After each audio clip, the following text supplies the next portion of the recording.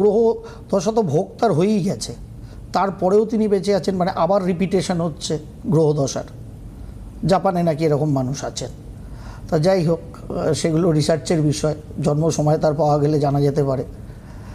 তা আমরা যদি পরপর গ্রহ দশাগুলো দেখি, দেখুন প্রথম জীবনের প্রথমেই আসুক বা পরবর্তী ক্ষেত্রেই আসুক, কেতুর দশা। কেতু সাধারণভাবে আমরা কি বলি, non materialistic planet, spiritualistic planet Ketu. Actually non materialistic. Spiritualistic মানে এই না, একটা বাচ্চা তো জন্মেই ভগবানের নাম গান করবে না। সুতরাং তার যে বেড়ে ওঠাটা, তার মধ্যে যেটা থাকবে সেটা হচ্ছে একটা স্পিরিচুয়ালিজমের ছোঁয়া থাকবে। সেই মোতাবেক সে ধীরে ধীরে কিন্তু বড় হতে থাকবে। কেতুর দশার পরেই যে দশাটা আসে, সেই দশাটা দেখুন শুক্রের দশা। কেতুর দশা যেহেতু নন মেটেরিয়ালিস্টিক, আমাদের যদি মাঝ বয়সেও এরকম দশা আসে, ইয়ং এজে বা মিডল এজে যদি এরকম দশা আসে, সেই কেতুর দশা যথেষ্ট জীবনকে কিন্তু ওলটফের করে দেয়।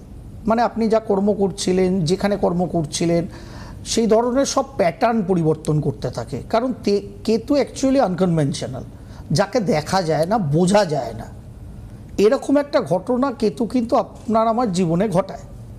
এবং ঘটানোর ফলে একটা ট্রান্সফরমেশন হয় মানুষের জীবনে।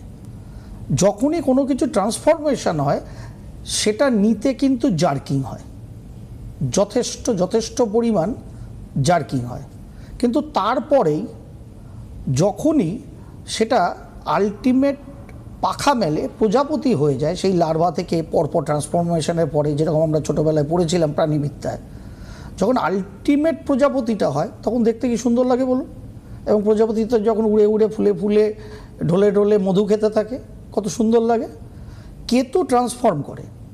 ওই কেতুর ট্রান্সফরমেশনে আমাদের জীবনের যে বলা যায় যে চার্নিংটা হয়, মন্থনটা হয়, যেটাকে সইতে আমাদের যথেষ্ট শক্তি লাগে এবং আমাদের মন আত্মা শরীরকে যেটা স্টেবল করে, তৈরি করে ইন্টারনালি। যখনই শরীরটা, মনটা, আত্মাটা তৈরি হয়ে গেল, স্টেবিলিটি পেয়ে গেল, কেতুর দশাটা শেষ।